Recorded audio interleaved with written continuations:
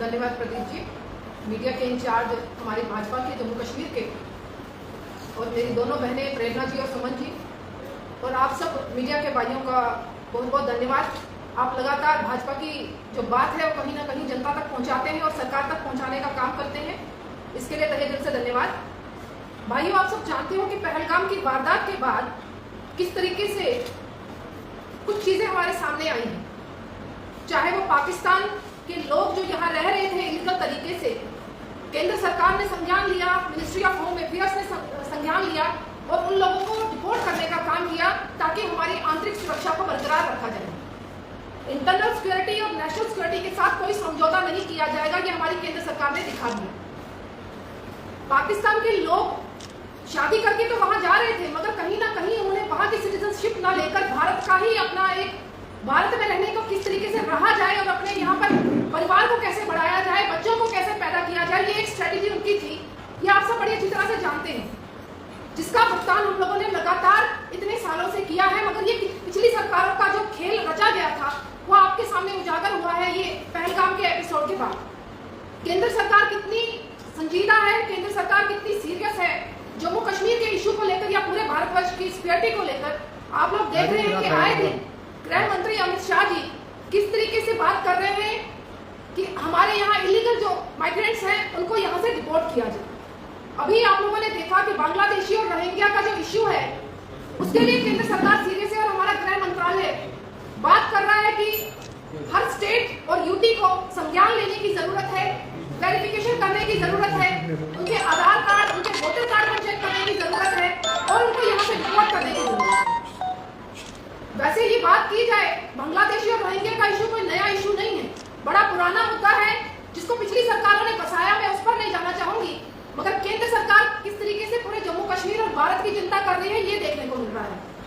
वैसे आप लोग जानते हैं कि यूएन का जो रिफ्यूजी कन्वेंशन एक्ट 1951 है उसके तहत भारत ने कोई साइन नहीं किया हुआ कि हमें कोई कंपल्शन है कि हमने यहाँ पर रिफ्यूजीज को रखना है या हमने इलीगल माइग्रेंट्स को यहाँ पनाह देनी है। इंटरनेशनल लॉ के अकॉर्डिंग भी हम पर कोई प्रेशराइज नहीं कर सकता कि हम किसी भी जो यहाँ पर उत्पाद मचाने वाले लोग हैं, जो यहाँ की इंटरनल सिक्योरिटी के लिए थ्रेट हैं, उनको यहाँ पर रखने का काम करें।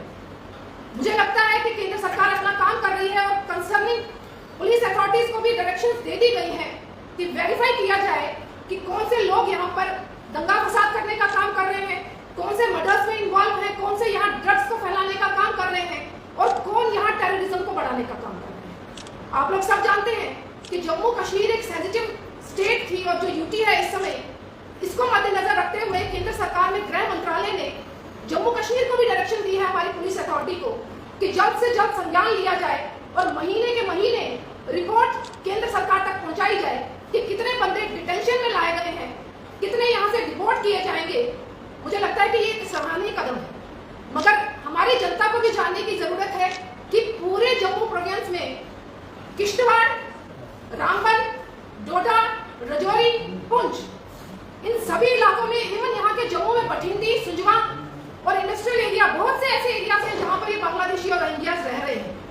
इनके खाली कराने के लिए भी अगर जाते हैं तो कहीं ना कहीं पुलिस ऑफिसर्स पे ही थ्रेट हो जाती है कि उनको मारने का काम करते हैं। तो क्या हमारे जम्मू कश्मीर में ऐसा वातावरण हम लोग चाहेंगे? मुझे लगता है कि कोई भी ऐसा वातावरण नहीं चाहेगा। इसके लिए केंद्र सरकार काम कर रही है।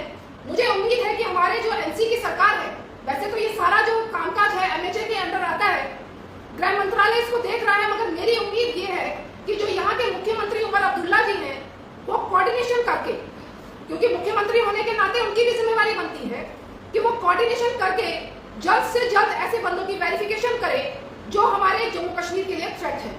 आने वाले समय में केंद्र सरकार बिल्कुल स्ट्रिक्ट होने जा रही है।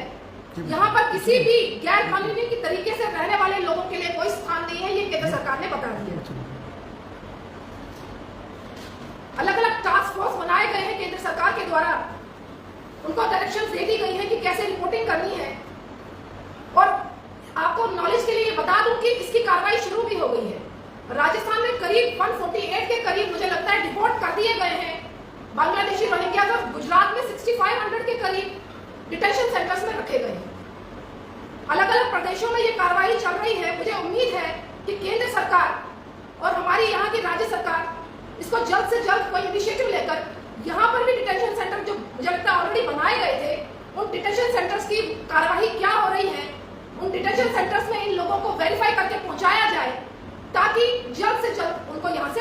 किया जाए।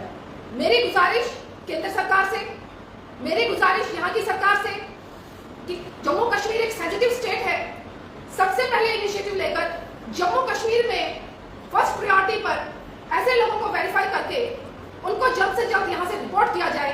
आज भाजपा के प्लेटफॉर्म से आपके लिए जाने का मकसद ही यही है कि भाजपा भी चाहती है कि जल्द से जल्द ऐसे लोगों को शिनाख्त करके उनको डिपोर्ट करवा दिया जाए।